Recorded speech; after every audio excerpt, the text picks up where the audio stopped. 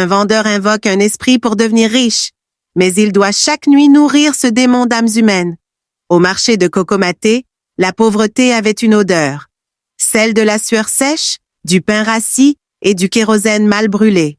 Kossi, 26 ans, vendait des chargeurs contrefaits, des briquets usés et quelques babioles en plastique alignés comme des soldats tristes.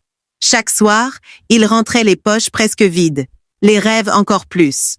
Un jour, alors que le soleil tombait comme une pierre rouge derrière les toits en tôle, une vieille femme s'arrêta devant son étal. Elle ne regardait rien, elle ne parlait pas. Ses yeux étaient gris, morts, mais il sentait qu'elle voyait. « Tu veux vendre, Kossi ?» murmura-t-elle. Il sursauta. Elle connaissait son nom. « Oui, enfin, bien sûr. » Elle sortit un objet enveloppé dans un tissu noir.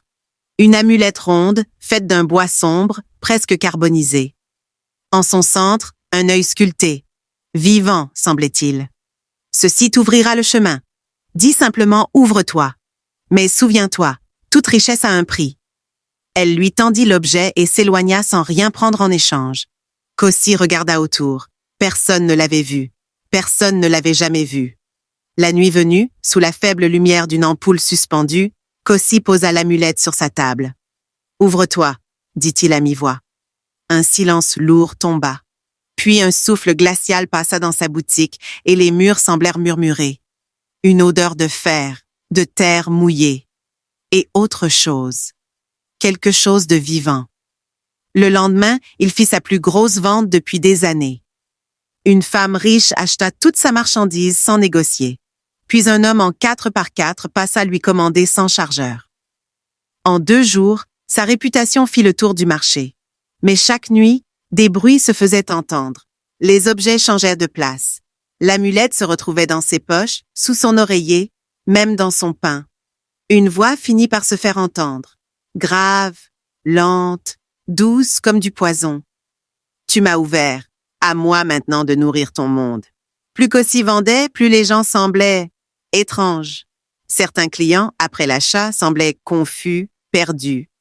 Une femme vint crier que son mari n'était plus le même depuis qu'il avait acheté un casque chez lui.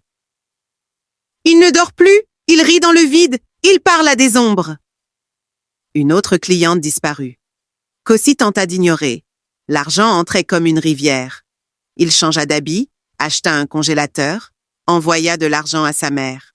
Mais la voix dans sa tête devenait plus pressante. « Tu me dois plus. L'argent, c'est léger. Donne-moi des souvenirs. » Des cris, du vivant.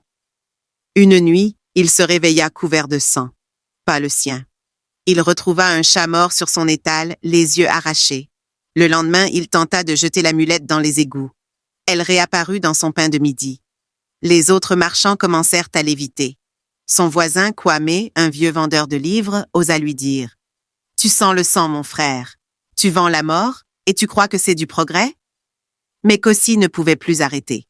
Son corps obéissait à Asvenu. Ses mains vendaient avant même qu'il décide. Son regard attirait les acheteurs comme des mouches. Un enfant s'est effondré devant lui, le regard vide. Quand il voulut l'aider, l'enfant murmura « Tu es l'homme noir. Tu es la bouche du marché. Tu es le ventre d'Asvenu. » Un jour, la vieille femme revint, toujours aveugle, toujours calme. « Tu as bien vendu, Kossi ?» Il hurla. « Qu'est-ce que vous m'avez donné? C'est un démon. Il mange les gens, il me mange moi-même. » Elle pencha la tête. « Non, c'est toi qui l'as appelé. Moi, je ne donne rien, je transmets. Et tu n'es pas le premier. » Puis elle disparut, engloutie par une foule invisible. Ce soir-là, Kossi prononça le mot une dernière fois. Mais cette fois, ce n'est pas le vent qui répondit, c'est lui-même qui s'est ouvert. La bouche s'est fendue dans son ventre. Les yeux se sont multipliés dans sa peau. Le marché s'est tu. Et chaque nuit depuis, au marché de Cocomaté, un nouvel étal apparaît. Noir, brillant, luisant comme l'huile.